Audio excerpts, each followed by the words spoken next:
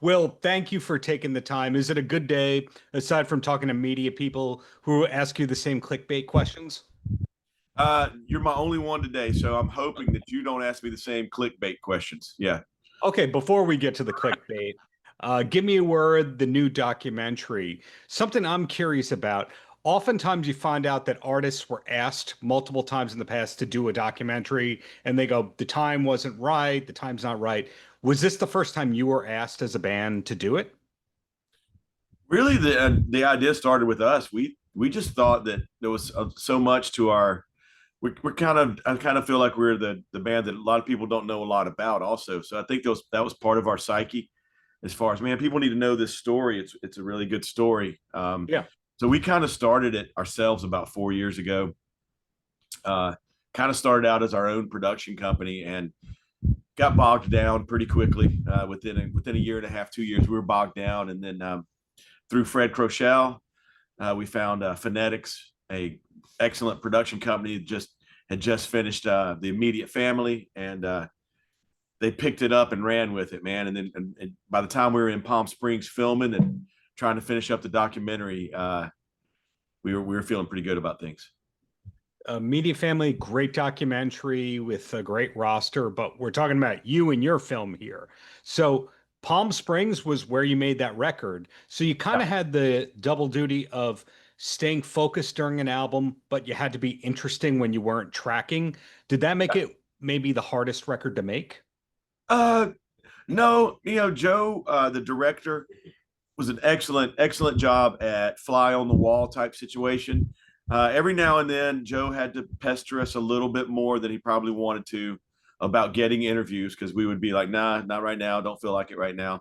But we got it all in, and it didn't really make anything more difficult. You know, we like to go away and be a band when we make records, so it Yeah. wasn't like we had, that allows you to not have to deal with your normal stuff that you do when you're at home.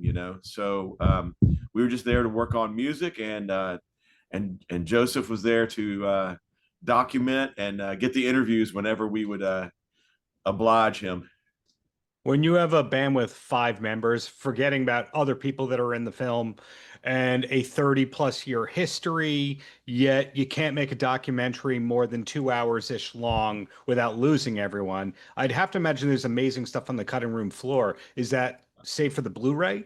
Yeah, you're the first ones kind of asked that question. Yeah, there's so many little stories that are like significant stories that people would love to hear that you just don't have time for everything. The one that comes to mind is like, just different things we did as far as with other bands too, Yeah. especially in the 90s. And I mean, yeah, lots of good stories. I won't give any. I don't want to get. I'm on the edge of giving away some spoilers, but lots of good stories through the years, being on Atlantic Records and being part of that team and just everything we saw. You can't get it all, and that wasn't really the goal. My thing was we got to get Dolly and we got to get Sammy Hagar, and after that, I was good. Makes sense. And if I can talk about Atlantic Records, and we can cut this out if you ultimately don't like what I say. So when I was 18, 19 years old, I interned at Atlantic. It was the Blender record era of Collective Soul. And I was in this meeting with the other college marketing reps. And the executive who came into the meeting, this particular day, Ed had done Howard Stern. And this one label executive was going on and on and on about Howard gave Ed a hard time, and the label didn't like that Ed dyed his hair color without telling the label and all that. And it made it sound like Collective Soul was this dramatic band based on what I heard. But every interview I've ever seen with you or Ed is funny. All the stage patter is funny. Was that a particularly dramatic period for Collective Oh, Soul? and Howard's always been a big supporter. He was probably giving him a hard time maybe about the hair. And if you look back, it's pretty obvious the Blender era. We all of a sudden it was something we were going for. We weren't trying to change or anything. We were just going for a different look, and it was more it was almost boy band look, really. Everything was super clean cut, and we had David LaChapelle taking the photographs. It was just a look we went for. Yeah, that's surprising. Who was it? Was it Steve Davis? Who was it who came in the room? It may have been Steve Davis. How did you figure that one out? Steve's our buddy. I'm not as sure exactly the details of what happened that day, but you know, it's just we reserved the right, even on that, and we loved our time in Atlantic, but we reserved the right to do whatever we want to visually. So in that era, something that's of interest to me is how Collective Soul, regardless of what the hits were on the radio, you guys were never afraid of busting out interesting covers. Your Woodstock 99 set, great Crazy Train cover towards the beginning. Last summer, I see you at Jones Beach, you're doing Living on the Edge by Aerosmith. In other words, classic rock influences that I don't think people always knew that were there. But does that come out of the band's sound checking covers? More of just us sitting around and talking about it, and we're going to probably keep it in our back pocket for a while. But last summer we started doing Dirty Deeds by AC/DC. I think you saw that. I think we played it at Jones Beach also. Yeah. I believe Edwin McCain probably came out and sang with us also on that song. But yes, I mean, even back to we got fans that remember 94, 95, we were doing Drop the Bomb by the Gap Band. Yes, I remember that. You did that on the MTV concert, even. Yeah, right. Okay, yep. We like doing ones that everybody knows, and just putting a Collective Soul spin on it and watching people go, yeah, this is good, Usually a lot of that comes out of the band having been a cover band before they made it. But as we learned from the documentary, not a traditional band path to success for Collective Soul. But were you a person that was in cover bands growing up? Yeah. And I think Ed briefly mentioned him. He would get him, Shane, and Ross, and the other guy who was playing bass to sometimes open up for the basically the frat band. I called it a frat, party band, and it was all covers. And me, Shane, and Ross were in that band. And Ed would come in sometimes and want to just open up for 30 minutes, even, just to basically a cool rehearsal where people get to see, some original music from another band, So yeah, man. And even in my father's band, I was in my father's band for 3 summers in a row. We probably played 40 shows a year every summer. So between the 80s and the 70s influence that I kind of had naturally, I also had my dad's influences with all the cover tunes as well. Makes sense. So bring things forward. There's the documentary. The album's only a year or so old, and it was a double album. So a lot of material right there. Summer tour, yet another Shed headlining summer tour for the band. Are you already looking ahead to 2026, or does Collective Soul finally get to take a break? Because hasn't slowed down in about 5 years now. Yeah, we're not looking to take a break. We feel like we're like kind of in some regards we're on a new high, man. Just the generational thing has kicked in. The ticket sales are up, and it just seems like we're riding a big wave right now. So we're just looking to the next thing. We are looking at trying to get south of the equator in early 26. Get down there during their summer. And we're always talking about next summer. We just played a few shows with another big band that's from that 70s 80s era, and we were talking about trying to get on tour with them next summer. So we'll see. When the wife and I last year went to Chile, we saw a couple of concerts. One night was Sebastian Bach and Mr. Big. Another night was Mark Farner from Grand Funk Railroad. And the reason I mention that is for Mark Farner, We're an American Band was not the big hit of that set. Obscure things from the 80s turned out to be the big things that got the big reaction. For Collective Soul, were the hits the same everywhere in the world?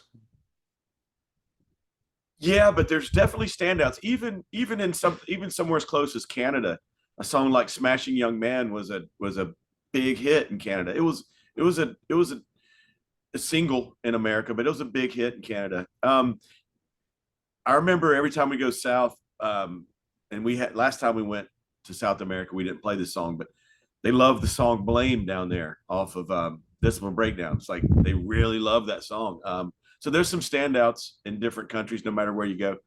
But yeah, it's fun to go. It's fun to go to South America. The crowds really, they obviously don't get enough of the American rock and roll scene or American British rock and roll scene, whatever you want to say. But But when we do go down there, they're super excited and pumped up. So it's really fun. Was it early success for you in Japan as well? We did tour Japan there, and we had big crowds. We haven't done Japan though in so long. We have not done Japan in a long time. There's still interest there. We just have to get in there and plan it. Um, it just becomes it's become straight logistics and money, to be honest with you. Sure. If our profit margin is smaller than what we can do in an easier location, then we tend to not make it such a high priority.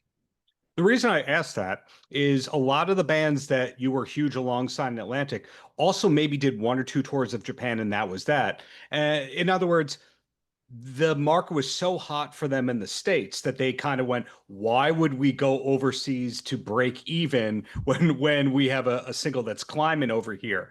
And that's what I was curious about. Was it the kind of case where you weren't so Europe and Japan centric because the tours kept coming and the singles were climbing in the States? Yeah, absolutely. I mean, I've said that exact same sentence you said over and over. Last time we went to Europe, the crowds were super excited, but we were headlining, and barely, did barely better than breaking even. So it's like, it's hard to get back over there. We loved it because the crowds are so excited because we don't go over there enough. Right. But we're selling 2,500, 3,500 tickets, and we're maintaining our lifestyle that we always have, and yeah, so that makes it a little more difficult. So, in the recent past, we've been just trying to jump on a big tour, maybe as a support act, and then that would make sense for us. But we definitely got regrets with Europe. We should have invested more time over there, even if we were breaking even, because the crowds are there for us, and we just didn't nurture it enough. Well, you mentioned Hagar before, and I think around the time that you toured with Van Halen or Hagar for the first time, they were opening for Bon Jovi in Europe in 94 or 95. So I think that happened with most of the iconic rock radio bands of the 90s and 2000s, where you have to figure out, are we going to be a band that goes to Europe or are we going to be a band that dominates the States? Yeah. Yeah. And obviously the best case scenario would be both, but yeah, it's tough. There was only one of you. You weren't Blue Man Group. So, bring it back to you. You've again stayed very busy with Collective Soul, but you have your own studio, you have your own side band, solo records. Anything happening on that end or just too busy? Yeah, the studio's churning out stuff. It's mainly, I tell everybody, it's mainly a production house. Mm-hmm. About 80% of the stuff there is stuff we're producing. So we're producing a lot of indie artists right now, looking to bump that up a little bit. And then I got friends that come in there and record. 38 Special was just there for their 50-year anniversary box set. Wow. Did like 10 new songs, and they were really good, actually really good.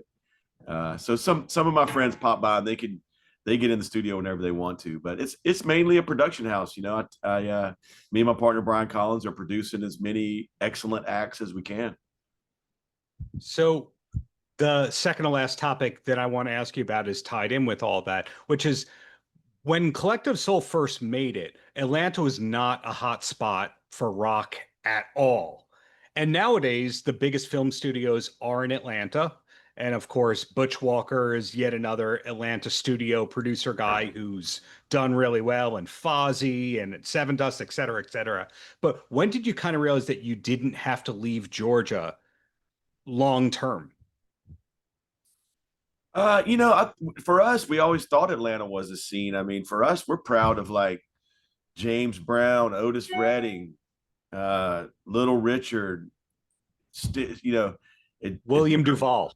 It goes right into the Allman Brothers and Mother's Finest, and the next thing you know, that Atlanta scene in the late '80s, man. There was some really good bands there that were getting signed that really nobody heard of until the Black Crowes, and then the Black Crowes, being 1920 when that thing blew up, that was what we considered as, all right, watch this band. You're going to see what Atlanta's got to offer. Of course, Atlanta always felt like REM was part of our family as well. Sure. Yeah. And the B-52s and the whole Athens scene. No, I think we thought there was a scene there. Maybe there wasn't. Maybe we were just lying to ourselves. I think we thought there was a scene there, and with the airport, we definitely had no reason to try to move because we were so busy. All we had to do was create good music, and the rest was kind of taking care of itself. That being said, I'm the only one that still lives in Atlanta now. Oh, fair enough. And the last question, bring it back to Sammy Hagar for the third time right here. Oh, Yeah, man. Why not, man? That was a blessing for us. and the COVID tour you were supposed to do alongside him in Night Ranger. That man, that was a bummer that that didn't happen. But what is and was the common ground for you and Van Halen on the road? Because of course you're not going to go, hey guys, how's it going? So how do you play Eruption? That's not happening. But I'm curious what the common ground was. Eddie would have told you how he plays it. Honestly, they handpicked us, and we were fans, huge fans. But they handpicked us to go tour with them, and then it's how they treated us and what they taught us. That's what made the connection. Eddie was in our dressing room every day. I am not over exaggerating. I tell people I don't know if it was because he was just tired of his bandmates or what, because we can't be that interesting. But he was in our dressing room every day before sound check, and he'd basically walk us to the arena stage every day and chat with us. And he'd pick our brain, and he would like one time he asked me what my next, as a musician, especially a young musician, you're always thinking about, I got to get another instrument. So he would ask me what my next instrument was going to be. And of course, he ended up surprising me with an all black 5-string bass, because I told him the next one I wanted to be black and 5-string. So he surprised me with that. And I think it was just the way they treated us, the way they gave us confidence, but at the same time taught us how to be super professional. And then on top of all that, have a lot of freaking fun. We had so much fun without being idiots. So, and man, it's something we carry today with us. We carry all those things from that tour with us today. I thought the answer was going to be golf. We're secret golf people. And it didn't matter if it was golf courses, even some serious subjects. That's when we had to start figuring out what to do with the money situation with our ex-manager. Eddie Van Halen was the first one to give us real-time advice on what we needed to do next. And he was the first one we confided in, other than maybe family. Other than Howard Stern, which is how that whole Steve Davis complaint thing happened that day in 2000. But the bottom line, Will, congrats on the doc. Thank you for the decades of great art. Looking forward to seeing you at Jones Beach, and looking forward to what's to come from you and Collective Soul. Yeah, cheers, man. We're looking forward to it. We love Jones Beach. It's one of those that's been around forever, man. First time we were there was 94 with Aerosmith. So can't wait to get back. Paltrocast.